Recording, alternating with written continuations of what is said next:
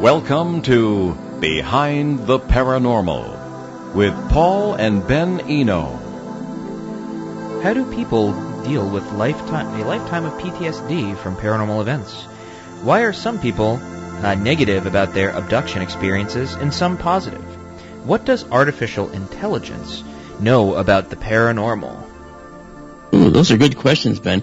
Welcome to the 1021st edition of Behind the Paranormal with Paul and Ben Eno, coming to you from the WOON AM and FM radio in Woonsocket, Rhode Island. It's on the Paranormal Radio app from TalkStream Live and on YouTube. I'm Mark D'Antonio, guest co-hosting today via Skype, and Paul is with us too, coming in via Skype as well. Yeah, I'm around here somewhere. Cleverly hidden, if you will, Father. And I'm Ben Eno, and so today we bring you an open line show, which it feels like it's been a dog's age since we've done, but we're going to be talking to you about and taking questions on all kinds of high strangeness. And if you have any questions for us, you can give us a call, 401-766-1240, or you can email Paul at behindtheparanormal.com. And all these questions that we are going to be taking first, we've received in advance. They were chosen from YouTube. So I guess we can just hop right into it here. And we're going to take our first question from Samro Botham, 8914, which, if I remember correctly, I might be getting confused with a different YouTube user. It actually gave us their legitimate name, but for now we're sticking with the username. This is a question from 2 weeks ago, from our October 22nd live show from the Western Connecticut UFO Conference. And the question starts, another great show, and it's all intriguing and mysterious. The assumption being made is that these visitors are visiting us from deep space, which is not possible because space does not exist. Last year, they gave the Nobel Prize for Physics to three experimental, I'm going to assume that's physicists, who proved the universe is not locally real. I suggest that these visitors are living over the ice wall that rings the Earth, and if anyone wants to scoff again, listen to Admiral Byrd, who led 2 military expeditions across the wall and told us he found land as big as the North American continent. Ah, boy. Well, Mark, tell us your thoughts. You think I have a few? Okay. Well, first of all, with all respect to the fellow leaving the question, and kudos for leaving the question, by the way. That's actually very kind of you to do that, actually, and participate. I will say this. First of all, space does exist. That assumption on your part is incorrect. And we know that for a million different reasons that I won't even get into. And obviously, he also thinks that the Earth is flat because he says the Earth is ringed by an ice wall, and that's typically in the flat Earth models. Completely ignoring all of the mountains of evidence to the contrary. I mean, I can give you many examples of why the Earth isn't flat, and all you have to do is go outside at sunset. Okay? You see that purple shadow which rises up on the horizon, on the opposite horizon where the sun's setting? That's the shadow of the spherical Earth being projected into your local sky. As an example, there's way, way more than that, too. I mean, how come Orion is upside down in Australia, but in Northern Hemisphere it's not? That wouldn't happen on a flat Earth. Why does the sun stay the same size when it's all the way far away, just rising, and then when it's overhead, why is it the exact same size? It should get bigger, right, because it's much closer. So as it gets closer, it should get bigger. And it goes farther away, it should get smaller. Why does it stay the same size? I mean, it's almost ludicrous to have to go through this in this day and age. So I won't say I scoff at the flat Earth people. I just say I feel bad because I think science has failed them. Because there are some things we do know, and there is science that we do know, and that's science we know well. It is interesting. I know next to nothing about the flat Earth theory, only because it's I feel like it's stigmatized, first of all. Second of all, it's like, what I do know of it, it just sounds like a lot of stuff that was kind of borrowed from various mythologies and kind of appropriated in sort of a pseudo-scientific way. Like the idea of like ice mountains bordering the world. I know that's like almost a direct reference to like the Norse creation myth, where like the giant Ysmir, who's like the father of like Odin and Odin's two brothers. Everybody forgets Odin has brothers. And Odin then, they then rise up against, the giant Ysmir, and then they rip him apart and then use his bones and stuff to basically build the world. And his, I think his rib cage or something is used to line the boundary of the world. And I think that there's this sense where a lot of modern thinking kind of misses the mark when it comes to mythology. A lot of it is like, it's taken very literally, very two-dimensionally.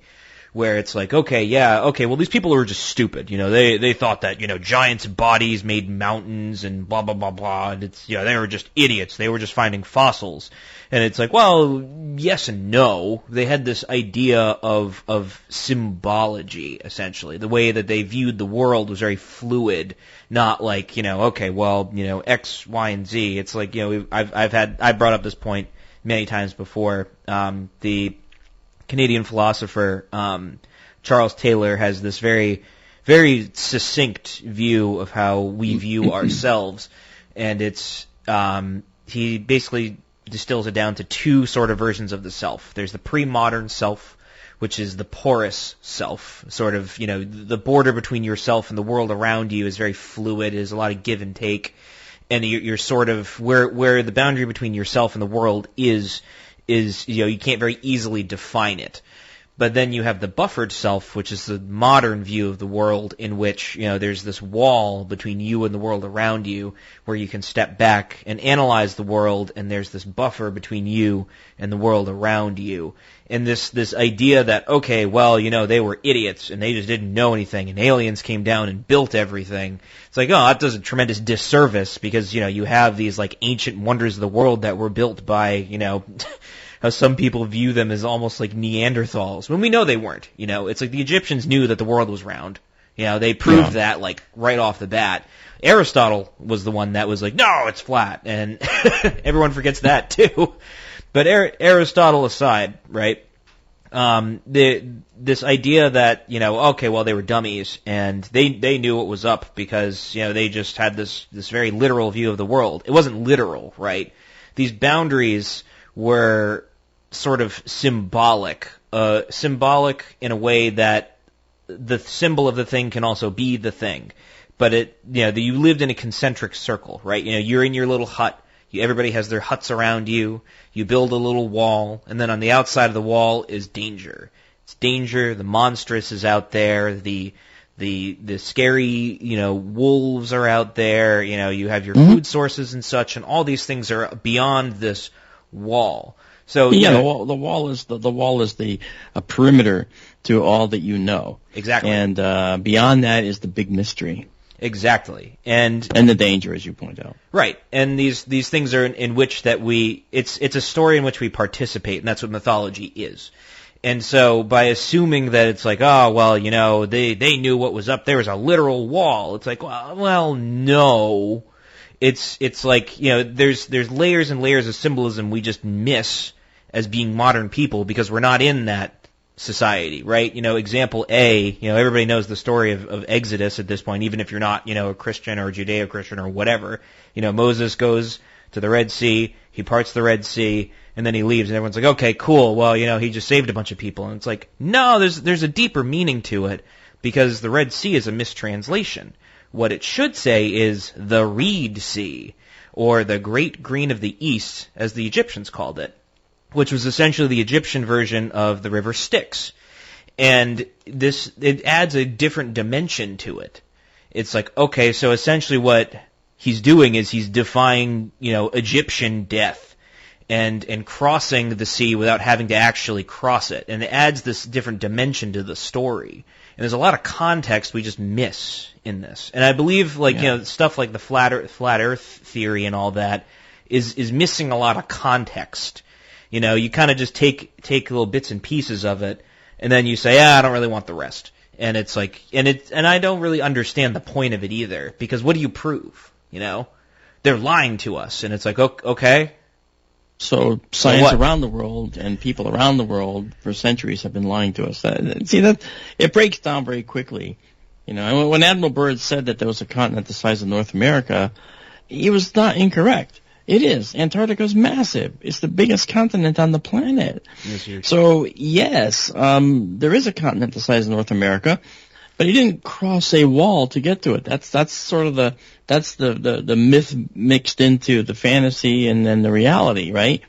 It's just it's, to me, it's amazing that there are people still today that think that this is a possibility. And it shows that we've actually, as science people and as educators, and in most cases, have done a disservice. Not because the individual educators aren't doing the right thing, but they're being hampered by administrative reasons and whatever, and they're not able to teach what they should be teaching. You know, I had a map skills class when I was in 6th grade, okay, and that went on for half the year, and I knew where every country was. I knew what the shape of the earth was. I knew how long it took to get to places. Okay, back then it was a little longer than it is today, but still, you know, those skills, are those taught anymore in school? I don't think so. I want to say, well, I mean, to be, you know, it's kind of funny. I don't recall ever having a geography course when I was in high school. It was a lot. It was, I mean, in social studies, they had, you know, there was a vague sort of going over it for a few weeks, but it's like I had the luxury of having my dad, who is essentially an encyclopedia, and also a library in the basement that most people just didn't have. So it was, you know, that was an advantage that I had that a lot of other people didn't. You know, it's why when I was like in, I think, 4th grade or something, I placed in like the top 10 percentile for vocabulary at like 10, because it was, you know, I had my dad. You know, not everybody has that, and it's, you know, it's like, I always think it's kind of funny whenever you see those like goofy little viral videos, and they're like, okay, name a country in Africa, and you know, here's a map. You know, what's this? And nobody knows like the Congo or anything, and it's kind of depressing, but yeah, I can see how perhaps a lack of education can lead to that. Yeah. Fascinating. Well, that's that, I suppose, unless you have any more comments about that, Mark. No, that's fine. That's all I had to say about it, because, you know, spending too much time on it could give someone the false impression that we agree with it. That's a good point. Yeah. Anything from you, Dad? Do you have any thoughts, insights, anything? No. You may proceed. Wunderbar. Okie doke. And now we'll hop on to the next question, which is from the same commenter. It's a summary of our show with Michael Cameron on October 15th. And he writes 2 questions, and we'll take one at a time. How do people deal with a lifetime of PTSD from paranormal events? And we'll start from there. Would you like to give it a shot, Mark, or shall I get the ball rolling? I thought maybe you had something to say about it, so I was staying quiet for a moment. Okay, yeah. Well, I'm not, first of all, I'm going to make a disclaimer. I am not a therapist. I do not practice EMDR therapy. I do not have a degree or a certification. All I know is, you know, what I've read in books and sort of, I suppose, experienced myself in a way. You know, so take what I say with a grain of salt, because it is, I think first and foremost, if anybody has any sort of a traumatic event in their lives, I highly recommend, going and seeking help if you have the ability to. I think that that's incredibly important, because mental health is very important and oftentimes downplayed, especially if you go through something that is in something paranormal, if you want to call it that.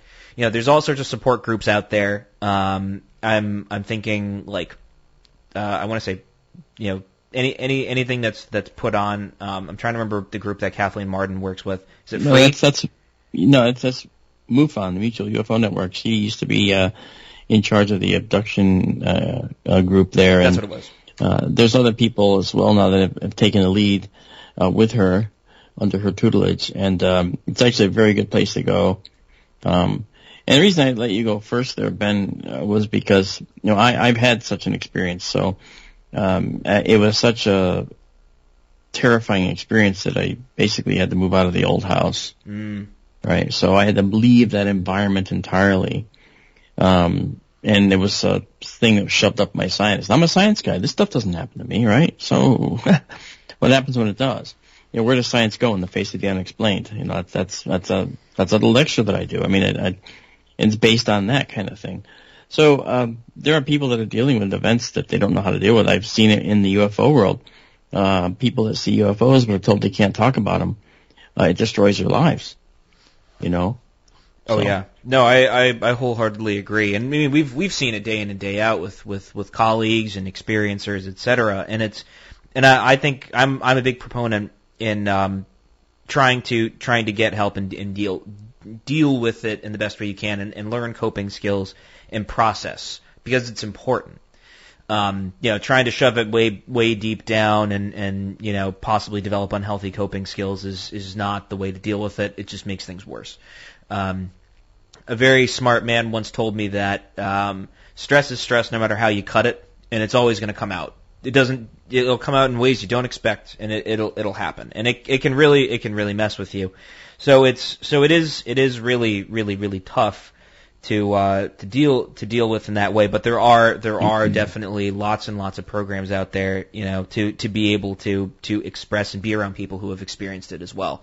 And understanding is incredibly important. Someone who can understand where you're coming from, incredibly important, especially nowadays when it's kind of becoming a little bit more socially, I don't want to say it's more socially acceptable, but it's not as taboo as it once was, in a sense, right? I mean, here we are in the Northeast, everybody, kind of keeps to themselves, and, we don't talk about it. We talk about the Sox and the Patriots, and that's it. And maybe the Bruins if they're in Game 7, but other than that, we don't talk about it. And it's, you're right. And I think, if you're living out in California, different story, And so it's important to be able to find a group that you can express these things with. Let me go ahead, Paul. Okay. Just briefly, having experienced PTSD twice in my life, neither of which was paranormal in origin, I can say that you really do need some help. I was 7 years old. My father practically died in front of me. There were no grief counselors. 1961. And later on was a military experience. And nobody gave me any help with that either. And it's kind of haunted me all my life. So do seek some help. My guess is...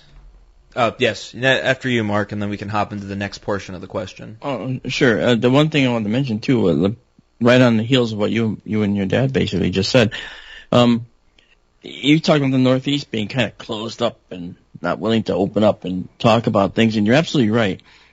We did a show, Ben Hansen, Melissa Tittle, and I, we did a show for Discovery Plus called Alien Invasion Hudson Valley. And we went around Hudson Valley, and we were talking to people that have had experiences. And everybody's had experiences, but no one's talking about it. So we had a lot of people from the town gathered under one big gazebo. And this was on a November night. It was 20 degrees out, but we got an awful lot of people there. And they were standing under the gazebo, and we were asking them, how many of you saw things? And they're all looking around for the first person who's going to raise their hand. And then one guy, this guy named Asa, raises his hand. To his credit, okay, to this day, that guy was brave as heck. And he basically said, well, I saw this strange thing, and he describes his craft. Floodgates opened. All of a sudden, everybody else, I saw that too. You saw that too. I saw that too. Well, why weren't you saying anything? Because they're afraid of the stigma associated with being an experiencer or someone who's seen something odd. We know the airline pilots have suffered this as well. Not anymore. Airline pilots are now encouraged to report things that they don't understand, as are Navy pilots, as our submarine force, and it goes on and on and on. In fact, there's training now in the military branches to deal with unknown aerial objects. So that's pretty cool. So we're dragging everybody kicking and screaming into the open about their experiences, but it never used to be this way. I just really feel good that it has become something like this, where it's more open and something we can discuss. It's definitely like a cultural shift in general for the better, I believe. And now we can hop into the next portion of the question, which is why are some people negative about their abduction experiences and some positive? Do you have any thoughts on that, Mark, or shall I get the ball rolling on that as well? Yeah, I can just quickly say, basically, like I said, I can never quickly say anything, can I? Well, okay, I can try to quickly say that it depends on the perception they have of somebody entering, say, their house at night, violating their personal space. For me, it was a violation of my personal space over 3 nights. And that was very, very unnerving to know that I was so easily accessible behind all the locked doors and so forth. So, however, I'm open to contact, but I'm not open to being forced into it without my consent. Okay? So, I can understand why people would react negatively to that. I've often said, if I could catch the thing that stuck that thing up my nose, I'll wring its neck. Okay? But in reality, would I really do that? No. I'd probably say, wow, you're a scientist. You're actually studying the life forms on this planet. And I'd probably say, I'm kind of honored that you thought I was worthy of that. And by the way, why? Because I'm nobody special, that kind of thing. So there's a lot of reasons why people would react negatively. And the positive ones are the ones where they may only remember the good parts because that's all that they were allowed to remember. Because we've also noticed that in many cases, until people are regressively hypnotized, they can't remember details that were less, fun and enjoyable. When they go under hypnosis, they dredge up these moments of sheer terror that they felt. I never forgot the sheer terror. So maybe that's why my experience was negative, right? If it's positive, maybe people were able to have that purged from their mind. So that's a possibility. We know that mind control and changing of memories is something that we can even do now to some extent. So I don't think that a species that's a few thousand years ahead of us would have any trouble doing that. That is interesting, because I was going to say something very similar, and I do agree. Perspective is incredibly important, right? How one views the event is paramount to understanding it, because it's I'm not going to go up to somebody and say you didn't experience that, that's wrong, and it's like, no, obviously something happened, right? We know that that's that someone experienced something. It's very obvious that something was experienced, but I wasn't there. I wasn't the one that experienced it. And I've been saying this for a while now, that the problem of the paranormal, ufology, etc., is the subject-object problem, right? There's an objective reality, and there's a subjective subject experiencing it, and then there's this third party on the outside informing the subject, which is prior experience. And so we're experiencing this reality, but it's like one guy's looking at a 6, another guy's looking at a 9, and they're pointing at it and saying the other person is wrong. We know that there's something there, but it's the understanding of it that's the problem. And then there's more questions that can be brought up too. Are they different entities? Are they different species? Or do they have different goals? And that's when you kind of get lost in the weeds, because it's impossible to know something's ideas or morals or objectives, especially if they're completely alien from us, right? I think H.P. Lovecraft kind of hits it on the head. He's like, their objectives are unknowable, because it's just they don't think like we do. That would be my logic anyway. I think we can't assign our morality to them either. That's a big one. I mean, some people say, well, they're gentle and benevolent. Why do they have to be? They don't have to be gentle and benevolent. Did you look in nature? Is it gentle and benevolent the way hyenas kill baby lions? Okay. No, and not at all. So, but oh, well, that's just nature. Well, alien life is nature. We're just more civilized nature. And we kill each other, okay, in a variety of horrific ways. So, I mean, what makes us think that aliens are going to be gentle and benevolent? I think that they have to get past a warring, interspecies, interpersonal warring phase. Yes, they have to get past all that to go interstellar. But once they go interstellar, most likely they're going interstellar for a variety of reasons. And one of those reasons, I think, is to find other life like themselves. Why? Because every creature on our planet that's ever been developed on this planet, every single living thing, has imbued within it one particular characteristic that's common. And I'm not talking DNA. That's also in every creature. I'm talking about curiosity. Every creature has curiosity at some level. And so the more advanced you are, maybe the more curious you are. And we're looking out. We're looking to try and find other life. Why? Who cares? Because we want to find another place that we can go. We want to find other places to live. We want to find other life like us. We want to make sure we're not alone. And so an advanced species might want to do the same, because most likely they're based on carbon like we are, in all likelihood. Now, it makes me a carbon bigot, I realize. Okay. Slings and arrows, let them go, I agree. But it is the fourth most abundant element in the universe. Oxygen is the third most abundant. So carbon and oxygen are going to have an intricate role in life in the universe. Interesting. And speaking of curiosity, we're going to go to our break, and if you're curious as to what's coming on after the show, you'll find out in just a few seconds. You're listening to Behind the Paranormal with Paul and Ben Eno, coming to you from WOON AM and FM here in Woonsocket's beautiful Blackstone River Valley, and we'll be right back. We've unlocked the vaults, and we're replaying Casey Kasem's American Top 40, the 80s. This week is from November 14th, 1981.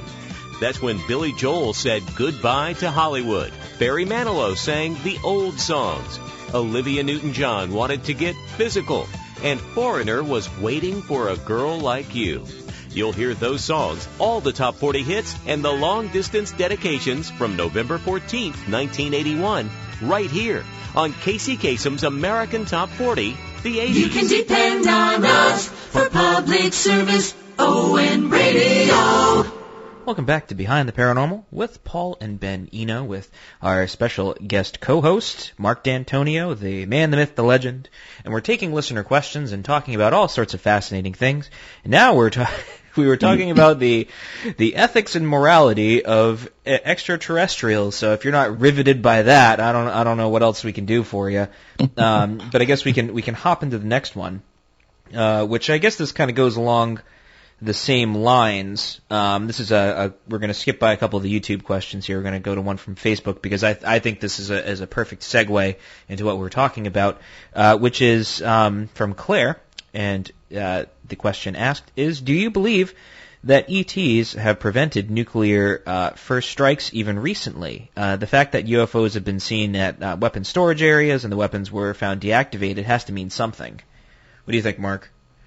Yeah, I would say that there is some logic to that, but I know Robert Hastings, the man who wrote UFOs and Nukes, basically that book, and Bob has a lot to say about this. I mean, he did a lot of research and shows that it seems that as we have gotten into our nuclear age, they have become, they being alien life, if it's here, right, as they say, have become far more interested in our nuclear facilities. Now, why? Is it because they want to stop us from destroying ourselves? I actually don't think so. I think that's the comfort food that we'd like it to be. But I don't think that's it. I think that they kind of are completely divorced from that notion. Again, that's us assigning our morality to them. They don't want to see an innocent little species die. How do we know? They may not care. For them, the way they treat people that they abduct They don't say, here, come on aboard our spaceship. We're going to give you all kinds of memories to remember what we are and how nice we are. You know, that doesn't happen by and large.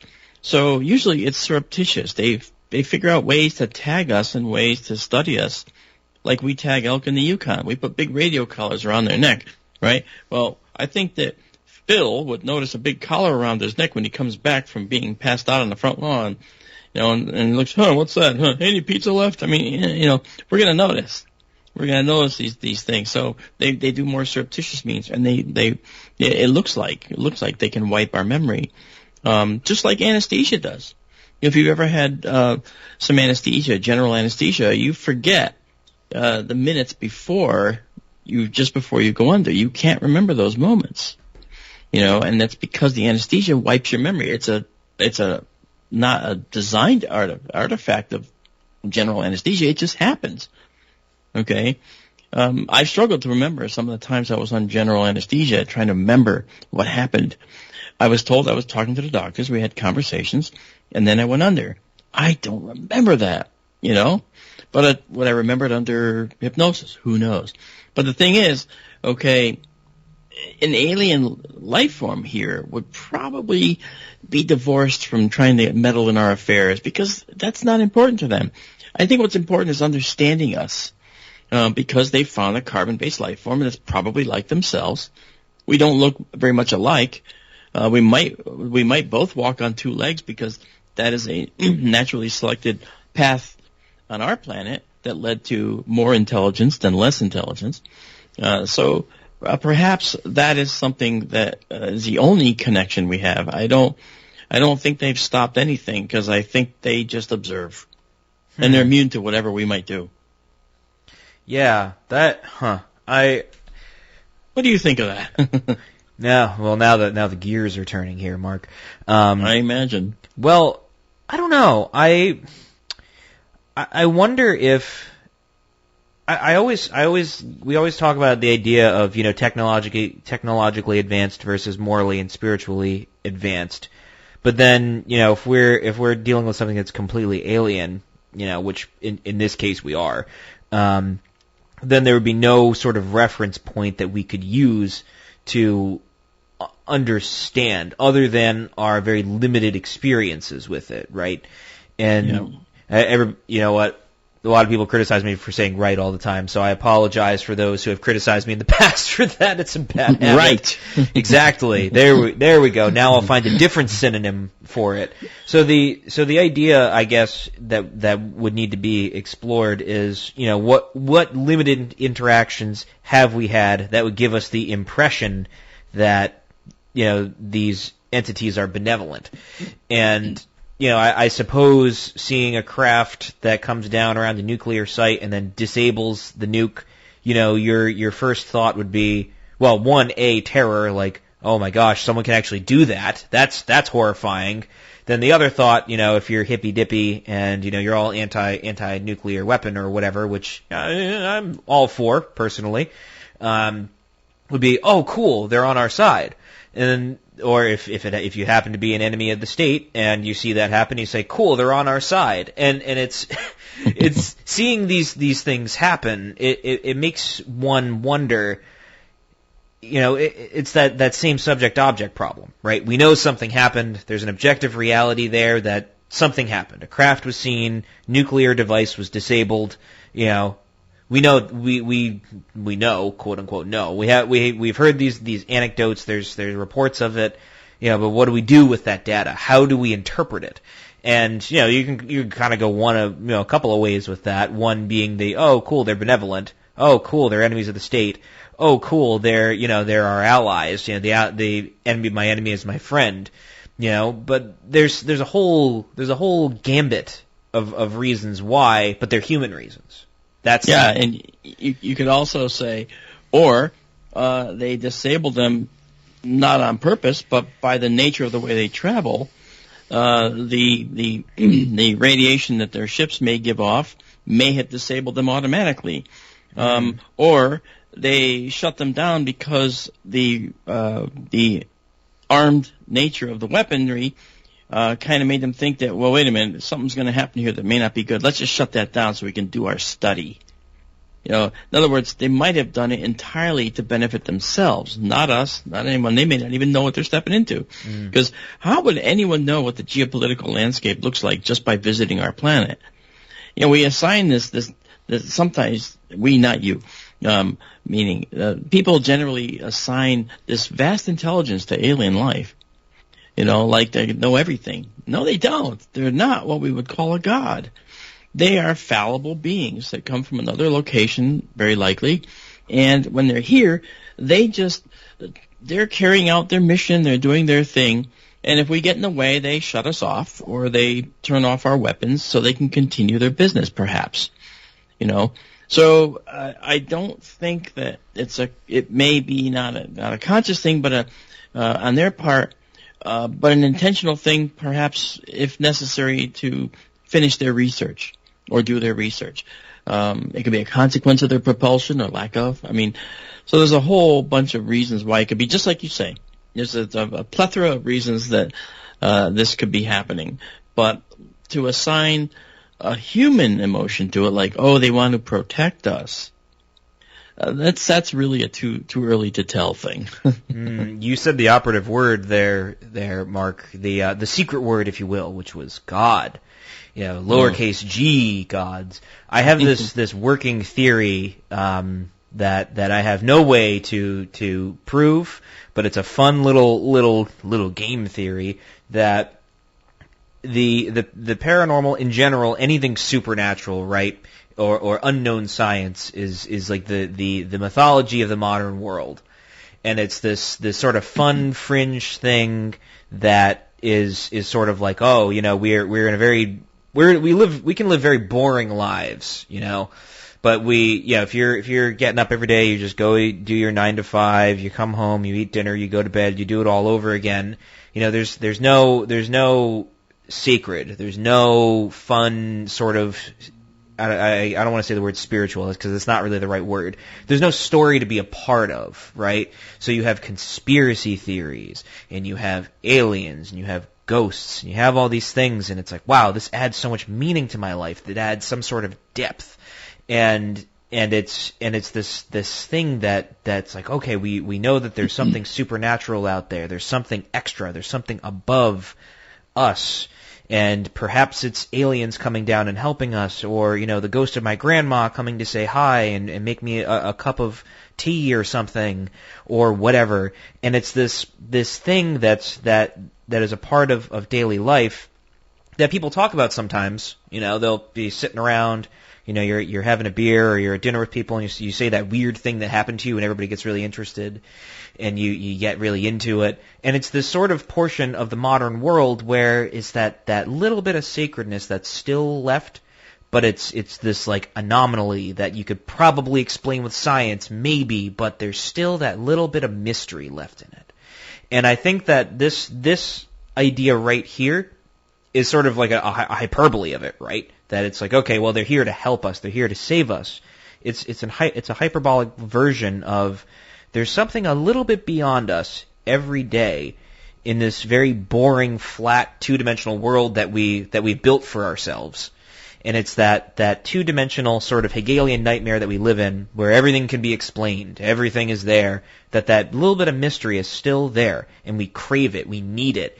And rather than try to explain it with logic and reason, it's kind of just fun to think about, and then eventually you can get obsessed with it and it kind of take over your life. But, it is what it is. It's that portion of reality that's that extra bit, that little bit of spice. And so this idea of assigning morality to these things, it's nothing new, Mm-hmm. This is something we've been doing for millennia, There hasn't much has not changed in the last, few thousand years. The only difference is the technology around us. Everything else, it's not too different. Human nature really hasn't changed that much. And Stanton Friedman pointed that out in one of his famous statements, which was, if an alien presence came down, they'd see nothing but tribes that their primary activity is just warring with each other. I'm paraphrasing, but that's essentially what they would see. Nothing's really changed. We're just changing the terms around, and so that's my little soapbox rant for the day. That's actually a prescient thing to say, though. That's very true. So I agree with everything you said. And so, well, I like when people agree with me. It's not often, know, right? but so I guess we can hop into sort of a slightly different version of this question, and this is a question from JTeddy11 from our May 7th show with Dan Harari, which is what happens after aliens arrive, and he wrote a really interesting little book. He called it his it was like his wish list of what would happen after aliens arrive, and I was hoping it would be something like Roadside Picnic, but it was not. And so the question is, at the 23:25 mark in the recorded show, for those who want to go back and listen to it, the book sounds like it could have been a really good Twilight Zone episode, how solving all of man's problems turns out to be a very bad thing, and doing that goes against the natural order, in all caps. Something tells me this author does not see the world like that. When someone talks and believes in the climate change narrative that humans in society actually did and are influencing the current surface temperature of the planet, shows their lack of wisdom and their predilection to be led astray. So I think I see what the point is. But I did ask this question of Dan then, that it's like, okay, well, why would the aliens solve all of our problems? And is that actually a good thing? Sort of like a reverse Deus Ex, well, sort of like a Deus Ex Machina, but that was just my opinion, on the whole matter, because I just don't think they're here to solve all of our problems. That's just my whole thing there.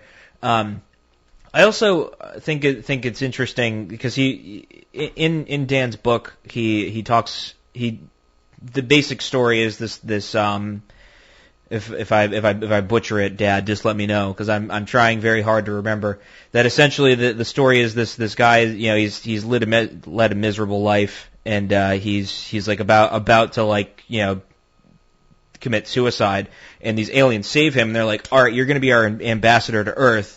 So whatever you want, we'll do it. And so, he goes to the UN. The UN's like, okay, well, we want you to, what do they want? And so he kind of explains the whole thing. And so he presents this wish list, the consequences of the wish list. And it's interesting because it does put forth this idea that, sure, they could solve all the problems, but will they? And if they do, what would that even mean?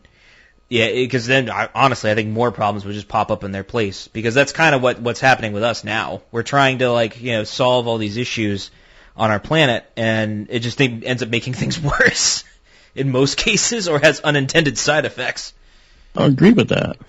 I mean, if you think about it, right? I mean, if someone came along and solved all our problems, then we would stop solving problems. We would stop trying to figure things out, because hell, they'll do it. They'll do it over there. I don't know. 2 and 2? I used to know that. What is it? Torg. Yeah, from Beta Alpha 9. What is it? He says 4. I guess he's right. I mean, that's obviously an exaggeration, but you get the point. At some point, we're going to stop innovating. We're going to stop trying. And if you stop trying, you stagnate. And if you stagnate, you die. Well, there was a really interesting, I was listening to this lecture a while ago that was the decline of creativity. And one of the key components of creativity is boredom. Because if you're bored, you try to find things to do, and you use your imagination, and you try to, figure things out, and try to, come up with solutions for things. If you're constantly stimulated and entertained, and there's constantly something happening, there's no need for you to do anything. And you stagnate and you do nothing. And so, That's right. It's the same deal. And I remember listening to that, and I was like, oh, geez, I got to stop playing video games if that's the case. I was like, I should get back to doing creative things again, because it's there's a difference between, disassociating for a little bit to kind of recharge and then going back to it, and then just staying in that state. Very different, very, very different things. It's like there's a really good movie that everybody should see that points out this problem exactly. It's animated, and it's called WALL-E. WALL-E. That movie is fantastic, because everybody on this ship is everything done for them. they don't even have to walk anymore. They ride in these little carts that move them around anywhere they want to go, and they look at the world through VR headsets. They don't even see the real world around them. And they get bigger and bigger and bigger, okay? Now there are these big giant blobs on chairs that are all mobilized for them. Everything's done for them. So, in other words, what good are they as a race of people, as a civilization, right? And then WALL-E comes along and upsets the whole apple cart, right? So I think that's pretty cool. So that's a neat movie, and that's actually had a lot of prescient thoughts in it that everybody should learn. Yeah, no, I was thinking that too, actually, and it is honestly a very poignant movie. That was one of my first sound design projects, was redoing all the sound design for it. That was a lot of Really? Yeah, that was Oh, cool, man. That was I was given like a 20-minute clip and I had to redo all the sound design for it. That was a lot of fun. I don't know how the guy got all the stems and audio stuff, but he was like, "Yeah, go for it. You just have to mix it." And it was kind of cool. Anyway, not what we're here for. But there's a really interesting sort of dialogue between Plato and Socrates I reference a lot because it's very important. Where, Plato is going on to Socrates. He's like, "Wow, isn't it great that the Egyptian god Thoth gave them writing?" And Socrates goes, "That's not great, that's terrible. No one's going to remember anything. They'll write it all down, it'll disappear, and no one will remember anything." And I thought that was really interesting, and there was a sort of idea that was posited by this writer I really like named Paul Kingsnorth, who talks a lot about, but his whole thing is he was a former environmentalist from the 90s, and he did this whole lecture on how the environmentalism movement changed a lot from the 90s to the early 2000s, where it became a lot less of we should pull back from, creating waste to let's use money and technology and throw that at the problem to fix the environment. Because he was more of a naturalist, and over time he was like, okay, well, we need to shift away from cities because it's not sustainable, et cetera, et cetera. And his colleagues were like, no, let's just build solar farms.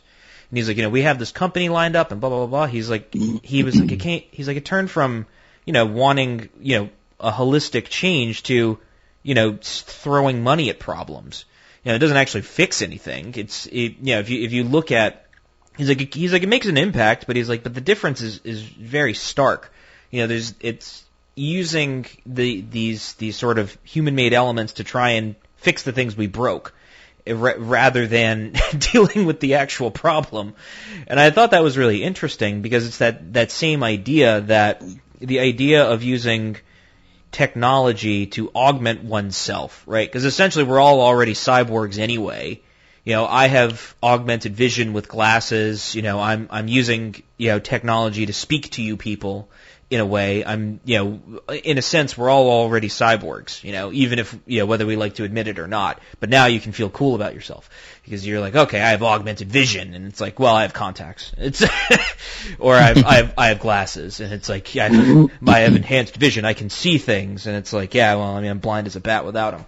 But and Google Glass, right? People wear glasses and they can see and get information directly from their glasses, like with the Google Glass. I mean, that's the beginning. Sooner or later, that's going to be an implant in your head, and you'll have everything you need right there, and you'll be able to download probably educational lessons that you can download and put into your brain once we understand where it goes. So, have you ever read Ready Player One? Yeah, that's fantastic.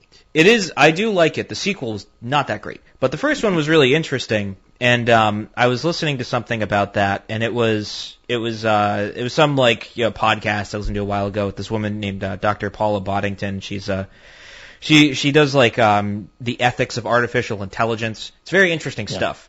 And the whole thing was brought up where there was a change in narrative around the same time as this idea of environmentalism, etc., where the idea went from The Matrix versus Ready Player One.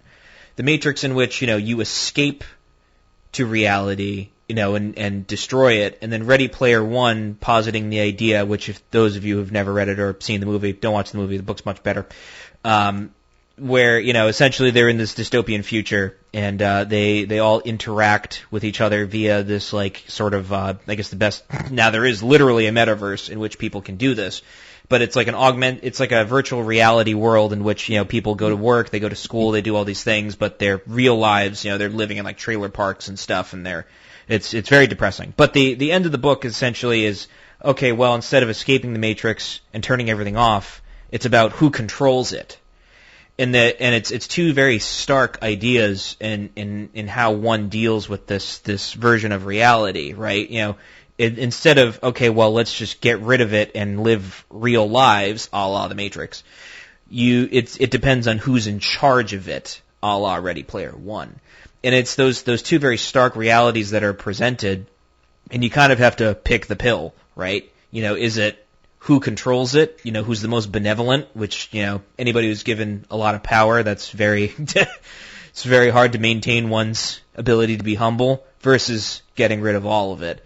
And I think that at the end of the day, that idea of who's in control of it versus getting rid of it altogether, I'm trying to loop this back into the UFO stuff because that's how this all got pushed onto me, was this idea of everybody fixing everything, right?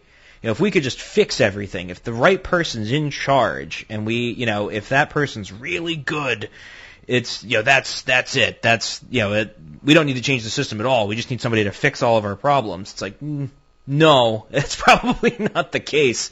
And it's the idea of who's in charge versus leaving the Matrix. I agree with that. That's a really good assessment, by the way. Oh, yeah. So I listen to a lot of lectures, Mark. I love it. It is fascinating because it's these very different ideas of technology, and I think as a species we're still so naive and so young that I don't think technology is bad. It's very ambiguous, just as humans are very ambiguous. I like to think people are pretty much good, but they can surprise you every so often. But it's ambiguous tools being given to ambiguous creatures, and who's to say that extraterrestrials are not ambiguous? You know what I mean? Yeah. And who's to say that if we keep advancing as we have, we might get to the point where we reach this technological singularity, where we reach the pivotal and the peak of our potential development, and then the only way we can go further is to employ artificial intelligence. And then we become fully dependent on artificial intelligence for our continued survival. And that is truly a more scary part, right? I would agree. I think On Google... that note, better get to the announcement. Yeah, I know, before we launch into another tangent, as much as I would love to. But we'll hop into the announcements here. So over the next few weeks, my dad and I, well, hopefully, it's been pushed off to the beginning of the year now, we'll be working with Reverend Michael Carter of Ancient Aliens on a very special podcast with new information that he has uncovered on the Ancient Aliens theme. And this will be a fully videoed and audioed and all that good stuff, and that will be posted on our YouTube channel once we get more information on that, so stay tuned. The Greater New England UFO Conference / Bigfoot Conference is back, and this will be a one-day event on November 19th at the Veterans Memorial Center in Leominster, Massachusetts, and you can look for more on the New England UFO and Bigfoot Conference on Facebook for more information. Yeah, I didn't even know what was happening again. I'm so happy it's back. And by the way, guys, you can visit our new website, or our show website, BehindTheParanormal.com, where you can find literally 1,200 hours plus of regular shows and special broadcasts, all since 2008, from places like CBS Radio, Achieve Radio, and even here on WOON AM and FM. Also hear many of these broadcasts on the major podcast platforms, which include iTunes, Apple Podcasts, and YouTube. Now, Mark, where can people find out more about you? Little old me? Oh, well. They can find me at skytourlive.com, and that is our remote observatory site. We will, I'm also at fxmodels.com, but skytourlive.com is where we are. And feel free to join us, explore, ask me questions. I'm an astronomer. This is what we look like. Ta-da! So, enjoy. Very relaxed. Yeah, right? Yeah. Exactly. So what do we have next week, Ben? Well, next week, that's November 19th. Geez, we're speeding through November. Philip Mantle and Dr. Irina Scott will join us with new evidence and new witnesses from the Pascagoula, Mississippi abduction case of 1973. Wow, that sounds cool. You know what? I do want to leave you guys with a thought today, and that is that today's paranormal could very likely become tomorrow's science. I'm Mark D'Antonio. You know, I use that quote, but I always credit you. Well, that's great. I mean, I've always felt it was true, Paul. Undiscovered I science. believe it too. That's I'm Paul Eno. And I'm Ben Eno. And thank you for joining us on our cosmic journey. And we shall see you next time on Behind the Paranormal. Return to this radio frequency 167 hours from now for another edition of Behind the Paranormal with Paul and Ben Eno.